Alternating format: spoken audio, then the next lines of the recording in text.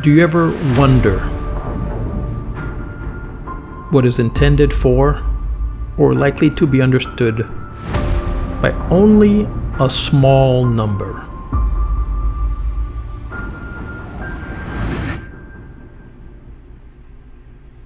The traditional beliefs, customs, and stories of a community.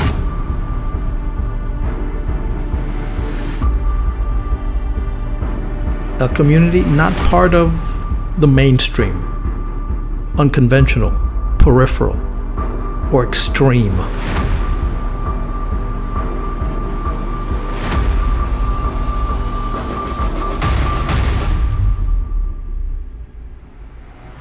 Part of an anthology, a published collection of poems or other pieces of writing.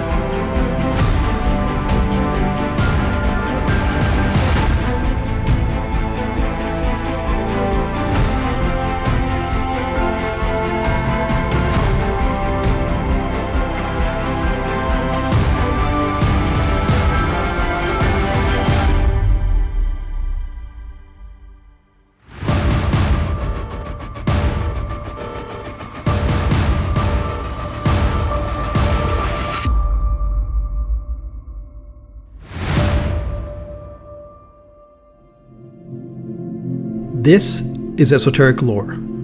I'm your host, Edward Aponte, where I push you to ponder the fringes of folklore.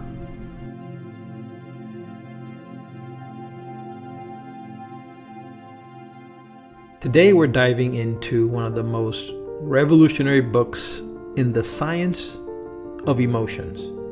How emotions are made by neuroscientist Lisa Feldman Barrett. This isn't just another book about feelings, it completely reshapes how we understand them.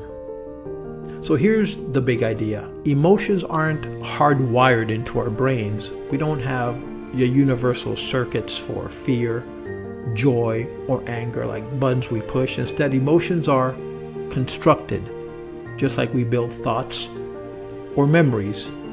We also build emotions on the fly. The author calls this the theory of constructed emotion. According to her, your brain is constantly using past experiences to predict what's happening around you and inside your body. Based on those predictions, it gives meaning to what you feel. And that is what we call emotion. In other words, emotions aren't reactions, they're guesses. Your brain is constantly guessing based on your body's signals and what it's learned over time.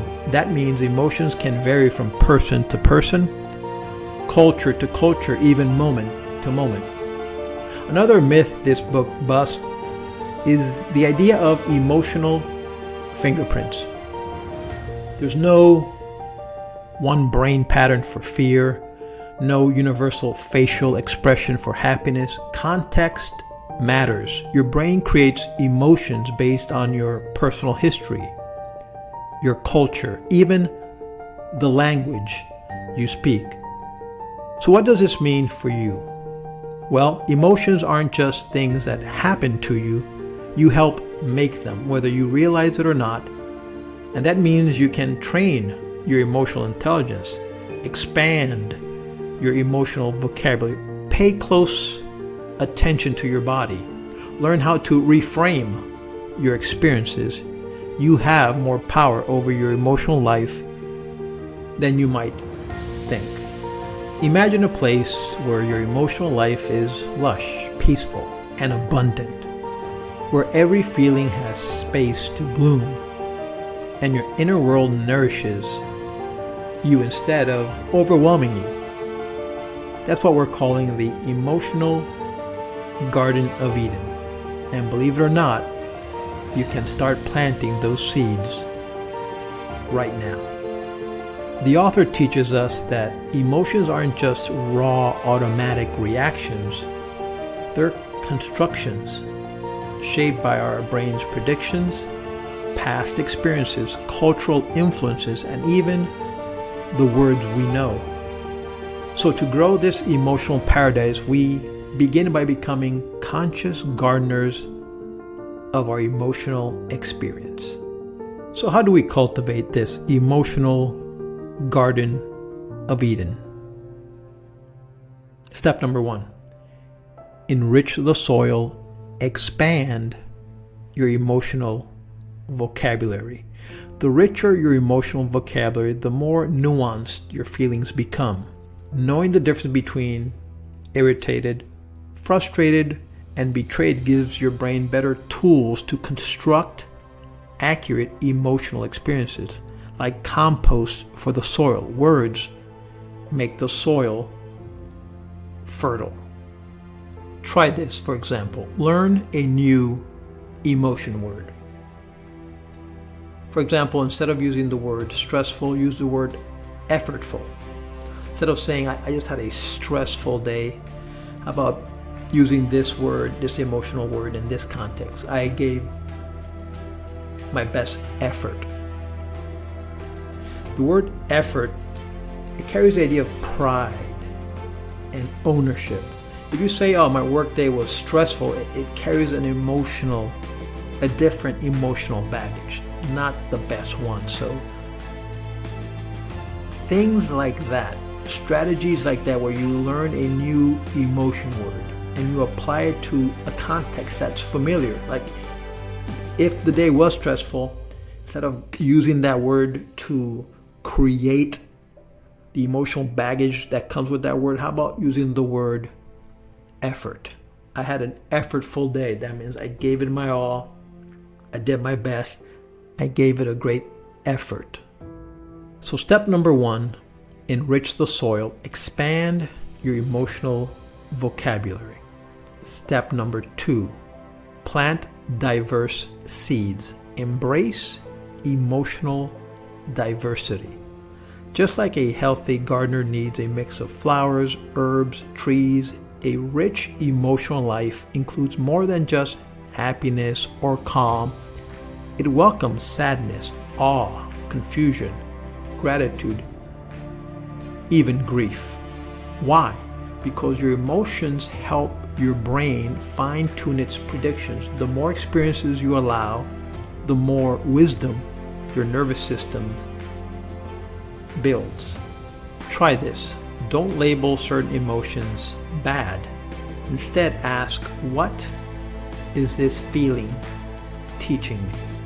So step number 2, plant diverse seeds. Embrace emotional diversity. Step 3, water with compassion. Tend to your body budget.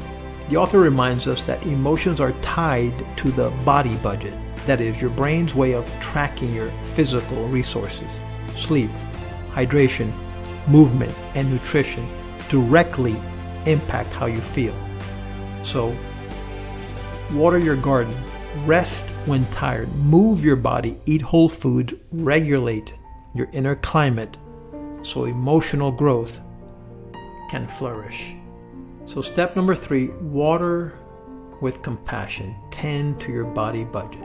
Step number 4, let the sun in. Cultivate predictive awareness. Your brain is a prediction machine. If it constantly expects threat or chaos, you'll feel anxious even when you're safe. But if you train your brain to expect curiosity, meaning, connection, your emotional garden blooms with those qualities. Try this. Mindfulness teaches you to observe your predictions and gently rewire them. Meditation, breathwork, or simply pausing in nature can help. So step 4, let the sun in. Cultivate predictive awareness. Use mindfulness practices to take the time to, if you will, smell the roses carefully. Step 5, prune gently. Reframe and reconstruct. Since emotions are constructed, you can reconstruct them. A stressful moment can be reinterpreted as challenge, not doom. A failed attempt becomes a lesson, not a judgment. If a plant wilts, do you yell at it? No. You check the soil, the light, the water. Do the same with your emotions. The new science of emotions doesn't really promise instant bliss. It does offer something deeper. The truth that you are not at the mercy of your emotions. You are their architect, their gardener. And with daily care, you can create an inner world that is calm, resilient, and beautifully alive. So tend to your emotional Eden with every word, breath, and moment of awareness. You're planting a future you can thrive in. I leave you with a poem on the garden of the mind, inspired by the science of emotion. I tend a garden none can see, beneath my ribs, inside of me.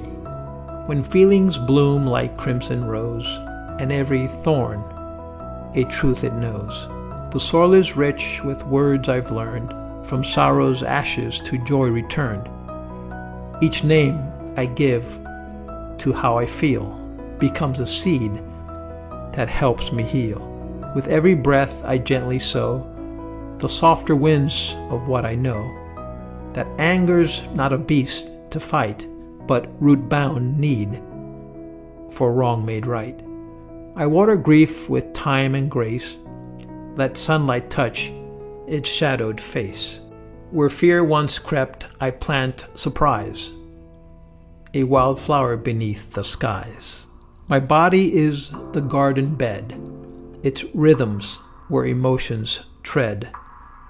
A rested heart, a nourished core, will yield the blooms I longed for more. No storm can wreck this sacred plot if I attend it with my thought.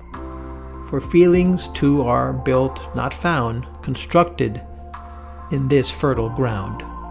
And when the world begins to fray, I kneel and breathe, then gently say, I choose to frame, I hold the pen. This garden grows with me again.